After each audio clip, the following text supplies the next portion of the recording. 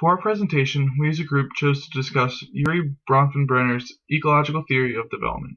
This theory discusses the way children will develop, and he believes that children will develop more by their surroundings. He says that social aspects of a child's life play a crucial role in how they develop.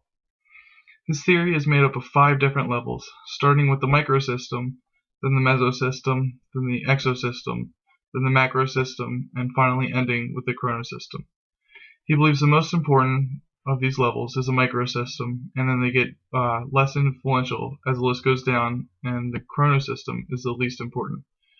The microsystem is comprised of the setting where a child spends a considerable amount of time, such as at home, school, and with peers and friends. The mesosystem provides a link between all of the different microsystems that there are. The exosystem is a setting where the child is not actively involved but has some influence on the child, such as media. The macrosystem is the broader culture as a whole. Finally, the chronosystem is the socio-historical conditions of the child's development. This is how they have developed in the past. The following video discusses Bronfenbrenner's theory while using a child as an example to follow through each level.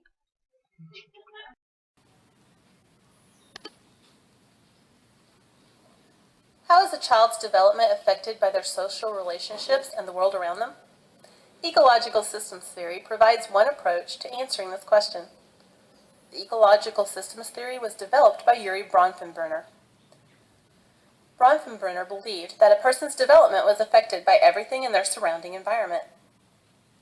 He divided the person's environment into 5 different levels: the microsystem, the mesosystem, the exosystem, the macrosystem, and the chronosystem.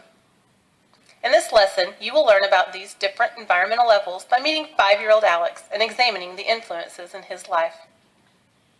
We will begin with the first level of Bronfenbrenner's theory, the microsystem. The microsystem is the system closest to the person and the one in which they have direct contact. Some examples would be home, school, daycare, or work. A microsystem typically includes family, peers, or caregivers. Relationships in a microsystem are bidirectional. In other words, your reactions to the people in your microsystem will affect how they treat you in return. This is the most influential level of the ecological systems theory. Let's look at the microsystem Alex lives in. The first part of his microsystem is his home environment. This includes his interaction with his parents and little sister. Alex's school is also a part of this microsystem. His regular school interactions are with his kindergarten teacher and the other children in his class. The next level of ecological systems theory is the mesosystem. The mesosystem consists of the interactions between the different parts of a person's microsystem. The mesosystem is where a person's individual microsystems do not function independently, but are interconnected and assert influence upon one another. These interactions have an indirect impact on the individual. One aspect of Alex's mesosystem would be the relationship between his parents and his teacher. His parents take an active role in his school, such as attending parent-teacher conferences and volunteering in the classroom. This has a positive impact on his development because the different elements of his microsystem are working together. Alex's development could be affected in a negative way if the different elements of his microsystem were working against one another. The exosystem is the next level we will examine. The exosystem refers to a setting that does not involve the person as an active participant, but still affects them. This includes decisions that have bearing on the person, but in which they have no participation in the decision-making process. An example would be a child being affected by a parent receiving a promotion at work or losing their job. One part of Alex's exosystem would be his father's workplace. Alex's father is in the Navy. This often takes him away from the family, and Alex sometimes does not see his father for months at a time. This situation impacts Alex, and he becomes anxious when his father leaves. Alex's anxiety has an effect on his development in other areas, even though he has no interaction with his father's work or say in the decision-making process. The fourth level of ecological systems theory is the macrosystem. The macrosystem encompasses the cultural environment in which the person lives and all other systems that affect them. Examples could include the economy, cultural values, and political systems. The macro system can have either a positive or a negative effect on the person's development. For an example, consider the different effects of the development of a child growing up in a third world economy versus that of the United States. An important aspect of Alex's macro system is the fact that he is a military child. Because of this, he has already moved 3 times and lived in 2 different countries by the age of 5. Alex is also influenced by the values of the military community that he belongs to. The Chronos system is the final level in ecological systems theory. The Chronos system is the dimension of time in relation to a person's development. Time can be relevant in different ways. One way time can be an influence is the timing of an event during a person's development. For example, the death of a parent would affect a 3-year-old differently than a teenager.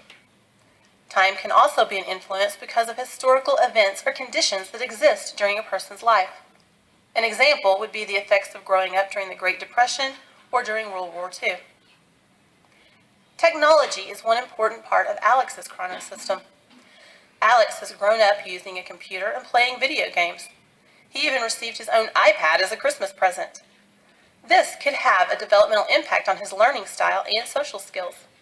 Alex's experience with technology is also very different from that of a child growing up 20 years earlier. As I said earlier, the microsystem is comprised of the most direct influences on a child's life, such as school, home life, and friends and other peers.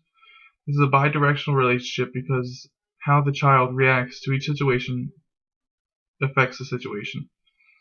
In the family, there are many things that can affect the child's development, such as parenting style. The 4 styles are authoritarian, which means the parent is strict and punitive. This can be described as the tiger mom and causes the child to have poor communication and social skills. The next style is authoritative, which means the parent encourages independence but also sets limits. These students are generally very self-reliant and can get along well with others. The next type of parenting is neglectful, which is where the parent is uninvolved. These kids generally have poor self-esteem and poor self-control and are not independent. Finally, there's the indulgent parent. This is the parent that is involved almost too much in a child's life, but sets no limits and results in a child with no self-control. The way a family is structured and comprised also affects the child's development. In today's society, especially, there are many different family setups, such as 2-parent households, 1-parent households, and even 2-parent households where one parent is a step-parent for others. School also plays an important role in development. In elementary school, teachers need to be warm and loving. Students tend to do better when they can form a more meaningful relationship with their teacher.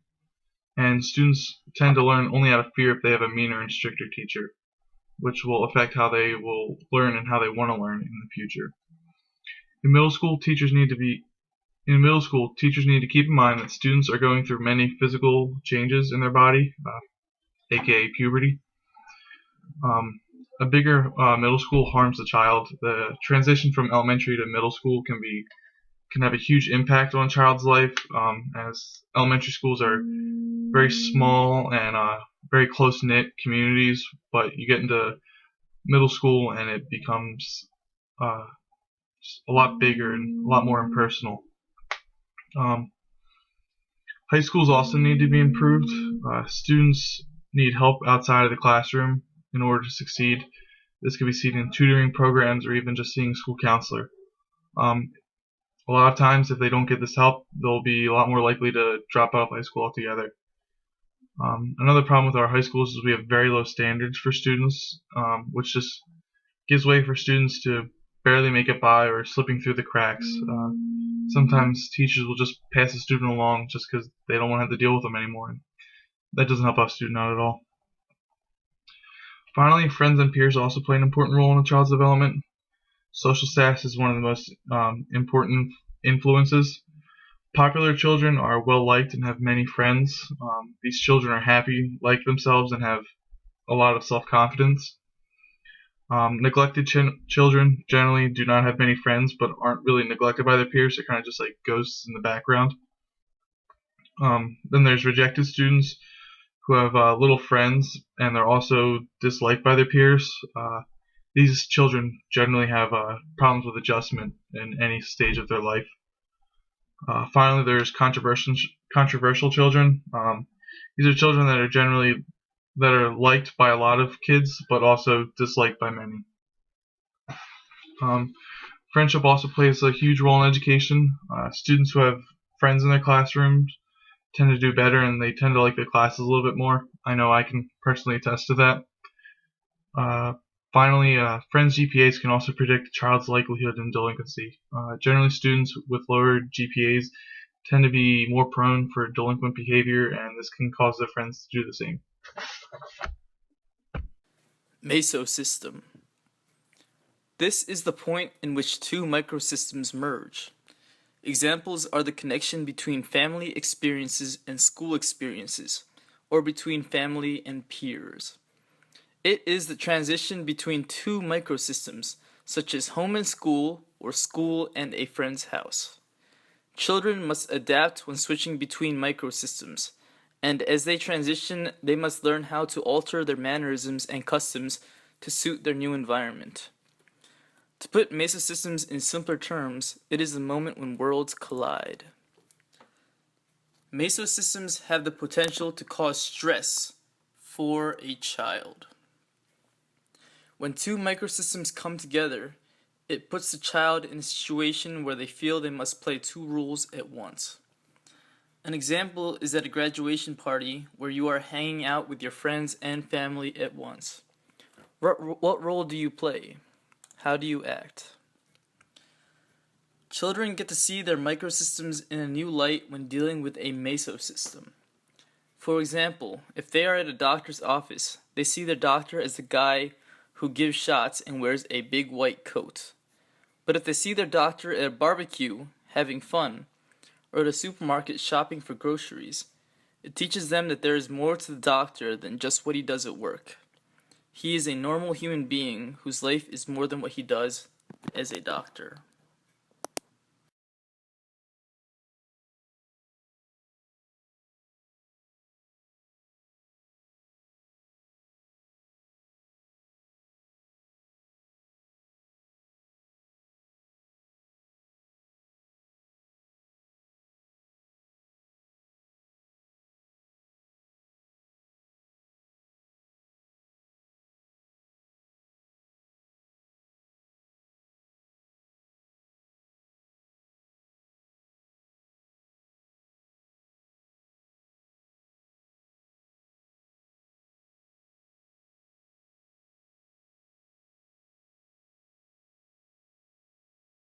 Our next slide deals with the macro system. The macro system involves broader culture. Culture is a broad term that includes the roles of ethnicity and socio-economic factors in children's development. It encompasses all the society in which they live in and their various traditions and customs. Everything that the child experiences comes from their macro system. It is the most outermost layer that encompasses the microsystem, mesosystem, and exosystem. Chronosystem. The chronosystem includes the socio-historical conditions of students' development. The lives of children today are different in many ways from when their parents and grandparents were children. Today, children are likely to use computers, spend their days in child care, and live in an environment that is not quite rural, urban, or suburban. It includes the events that transpire over a person's life, and it is the final tier of Bronfenbrenner's ecological system. Now that we've given an overview of Bronfenbrenner's ecological theory, we'd like to provide a couple of ways that this can be applied in the classroom. Teachers need to have an awareness of students' home lives so that they can be sensitive, inclusive, and build trust and relationships with their students. teachers will have students from diverse backgrounds and their cultures, regardless of whether they're teaching in the United States or in another country. And areas of diversity may include socioeconomic status, culture, language, religion, and race or ethnicity, and possibly other areas of diversity. Especially when teaching students that have different backgrounds than our own, it's important that we have a context for where our students are coming from so that we can provide adequate support and also value their experiences and opinions.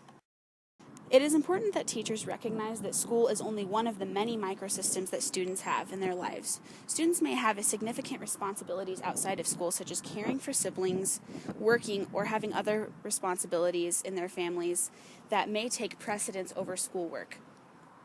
School is an important microsystem because it's a significant portion of a student's childhood and adolescence, and education gives students opportunities to fulfill their potential academically and personally. Teachers are accountable for specific aspects of students' development, such as their literacy development. Teachers are also responsible for reporting certain kinds of problems that exist in the students' homes outside of school. For example, if a teacher becomes aware of a potential child abuse situation, they're legally obligated to report it to Child Services. Teachers can also help students navigate the mesosystem, or the ways that their different microsystems connect. Teachers can help facilitate connections between the home and school microsystems. For example, teachers can communicate and establish positive communication with the parents of their students. This may be in order to gain additional insight into students' lives so that they can provide more specific and personalized support, but it can also be to provide parents with feedback about their children's positive behaviors and achievements, and also ways that they need to improve. Teachers can also provide real-world learning experiences that help students connect what they're learning in school with the experiences that they have outside of school. This could be in the form of field trips, but it could also be in explaining how what students are learning in school applies to their everyday life or applies to their future. Teachers can also provide access to resources for students. This might be in the form of community connections, such as teaching kids where they can find a library card, but it can also be in finding other connections in the community, such as finding positive role models in students' home communities for them to look up to. Teachers can also refer families to public services. If a teacher notices that a student is coming to school with inadequate warm clothing, or maybe is coming to school hungry, a teacher can connect that family with resources in the community, or through the federal welfare system, or they can refer them to another professional in the school that can provide the help that they need. In addition, teachers can inform parents about services that their students can receive within the school. For example, a lot of families don't know that if they become homeless or are forced to move to find adequate housing, their child can still be enrolled within the same school, and the state provides funding for them to be bused, even if it means busing them across the city. And so providing information like that to parents can help and make their lives easier. Teachers can also introduce students to new microsystems, such as college and higher education. This is especially important for first-generation college applicants. Teachers can also help students navigate professional settings that they might not have access to in their home environment. For example, if students grow up in poverty, they may not know the cultural norms of the middle class and upper class expectations for behavior, and providing students with instruction in these areas will help them be successful in professional environments and will give them opportunities to access professional settings and opportunities that they may not have been able to without that cultural context. In conclusion, Bronfenbrenner's ecological theory is a complicated theory with many different components, and it can be applied in the classroom for the benefits of the teachers and the students.